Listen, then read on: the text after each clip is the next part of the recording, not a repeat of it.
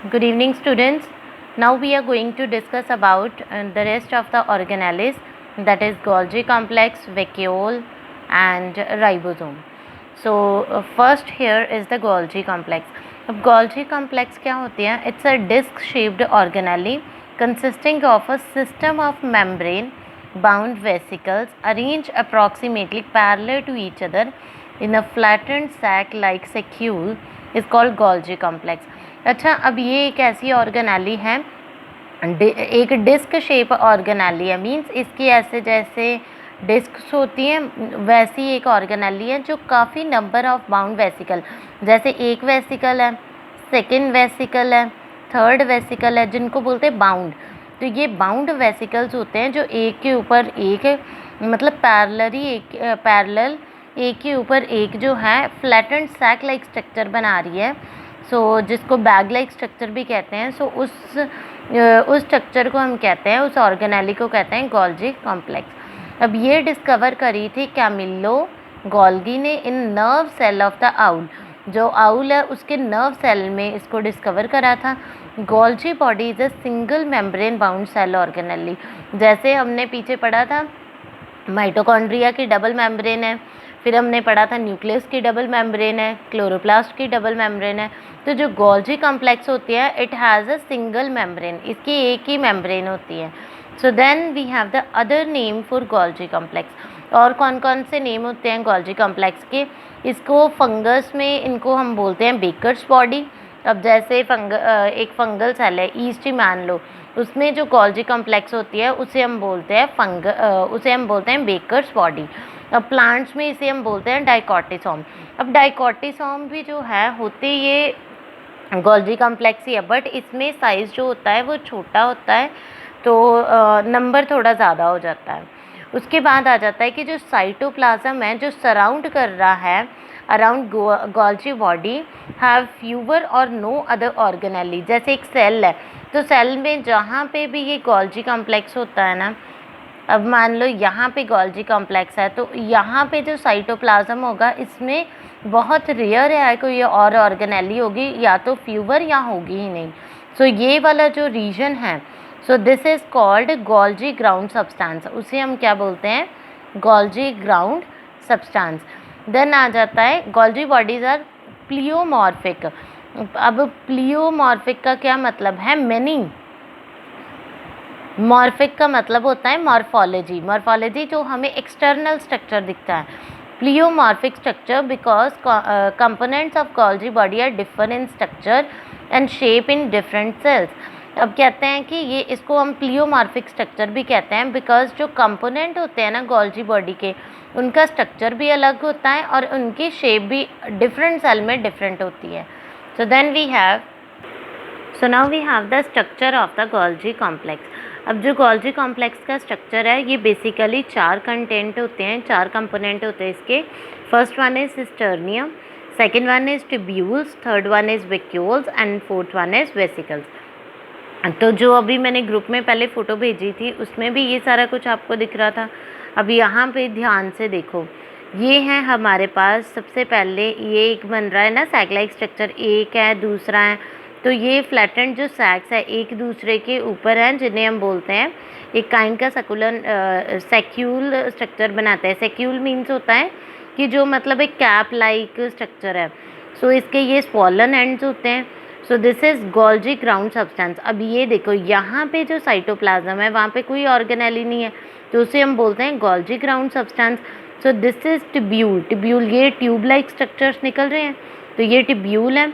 So then हमारे पास आ जाते हैं ये जो है secretory vesicles living mature phase. अच्छा, इसके 2 फेज़ होते हैं, एक होता है सिस फेज, एक होता है ट्रांस फेज। जो सिस फेज होता है ना दैट इज़ यंग, इसको हम बोल देते हैं यंग फेज।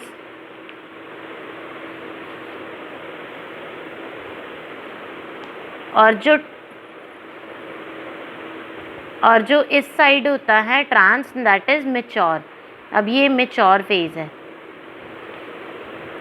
तो अब ध्यान से देखो, ये हमारे पास आगे secretory vesicle leaving the mature phase को ये लीव कर रहे हैं। So these are the coated vesicles. ये वेसिकल्स है, जैसे हमने पीछे पढ़ा ना 2 तरह के वेसिकल्स होते हैं. So this is the structure of the Golgi complex. And transport vesicle reaching forming phase. अब ये जो ट्रांसफॉर्म है, transport vesicle reaching forming phase, अब ये फर्स्ट फेज बना रहे हैं सिस फेज, तो ये ट्रांसपोर्ट वेसिकल्स हैं. अब यहाँ पे देखो इनके फंक्शंस क्या हैं. तो सबसे पहला इसका फंक्शन आ जाता है, it is involve in cell secretion and act as a storage, modification and condensation और पैकेजिंग मेम्ब्रेन. पहली बात है ये सेल की सिक्रीशंस करता है, ठीक है, और फिर ये एज अ स्टोरेज काम करता है. अब जो एंडोप्लाज्मिक रफ एंडोप्लाज्मिक रेटिकुलम है, वहाँ पे जो भी प्रोटीन बन रहे हैं वो प्रोटीन जो उसके बाद किस में चले जाएंगे, गोल्जी बॉडी में और गोल्जी अपरेटस में. इसके जो वेसिकल्स होते हैं ना उसमें पहुँच के अब यहाँ पे देखो ये आया हमारे पास एंडोप्लाज्मिक रेटिकुलम से. बाद में ये क्या करेंगे, मैच्योर होते जाएंगे ऐसे, फिर सिक्रीटरी वेसिकल्स बन जाएंगे कि जो भी प्रोटीन्स वगैरह इसमें आए हैं वो यहाँ पे स्टोर भी होंगे. यहाँ पे इनकी स्ट्रक्चर में भी चेंज आएगा, मॉडिफिकेशन भी होगी, कंडेंसेशन या फिर पैकेजिंग, मतलब जितनी भी प्रोसेसेस है प्रोटीन की, कार्बोहाइड्रेट की या बाकी सब्सटेंसेस की, वो गोल्जी कॉम्प्लेक्स में होंगी. उसके बाद ये फिर से अगले पोर्शन तक चला जाएगा. फॉर एग्जांपल यहाँ पे हमारे पास न्यूक्लियस है, न्यूक्लियस के बाहर होता है ना एंडोप्लाज्मिक रेटिकुलम, ईआर है, तो फिर यहाँ पे मान लो गोल्जी अपरेटस है और यहाँ पे हमारी प्लाज्मा मेम्ब्रेन है, ठीक है, फॉर एग्जांपल. अब यहाँ पे बने प्रोटीन करके हमारे पास आ गए इसके सिस फेज पे, गोल्जी कॉम्प्लेक्स के सिस फेज से. बाद में उसकी मॉडिफिकेशन हुई, स्टोरेज हुई, जो भी पैकेजिंग हुई, और मान लो वो प्रोटीन चाहिए प्लाज्मा मेम्ब्रेन को, क्योंकि हमें पता है कि प्लाज्मा मेम्ब्रेन किसकी बनी हुई है, it is made up of protein as well as lipid. तो वो सिक्रीटरी वेसिकल के थ्रू यहाँ तक, यहाँ जैसे कोटेड वेसिकल भी है वो आ जाएगा प्लाज्मा मेम्ब्रेन जहाँ पे इसका यूज़ आना है. So then we have it form the lysosomes and secretory vesicle. तो अगली जो ऑर्गेनेली है दैट इज़ लाइजोसोम, जिसे हम सुसाइडल बैग भी कहते हैं. ये भी कहाँ से बनती हैं, इसी गोल्जी कॉम्प्लेक्स से. एक मतलब जैसे इनके वेसिकल्स हैं वो बड ऑफ हो जाएंगे, सेपरेट हो जाएंगे. सो ये सिंगल मेम्ब्रेन ऑर्गेनेली होती है एंड सिक्रीटरी वेसिकल, और ये सिक्रीटरी वेसिकल्स बनाते हैं.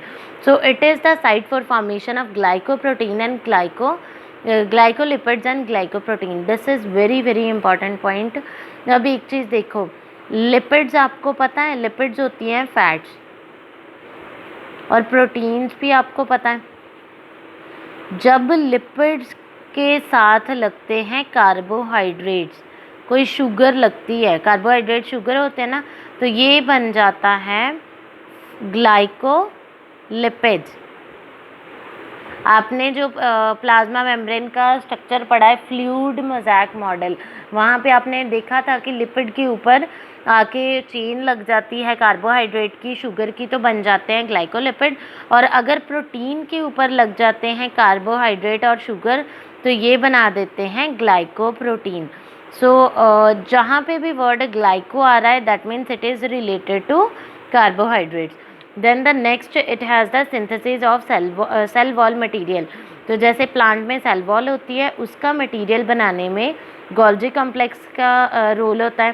Cell plate formation during cell formation, जब हमें पता है एक सेल डिवाइड करके दूसरे में बनता है, तो प्लांट सेल में, एनिमल सेल में तो सीधा कंस्ट्रक्शन होती है, मतलब ऐसे सेल के सेंटर में से एक कंस्ट्रक्शन आ गई और सेल 2 में डिवाइड हो गया.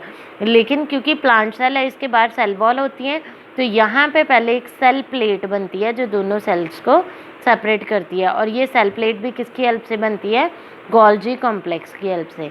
सो अब जो गोल्जी कॉम्प्लेक्स होता है, it form the acrosome of the sperm. अब जैसे स्पर्म मेल में सेल होता है तो उसका एक पर्टिकुलर पार्ट होता है एक्रोसोम. जो एक्रोसोम में कुछ एंजाइम्स होते हैं जो आगे जाके एग की वॉल को तोड़ते हैं, तो वो एक्रोसोम कौन बनाता है, गोल्जी कॉम्प्लेक्स.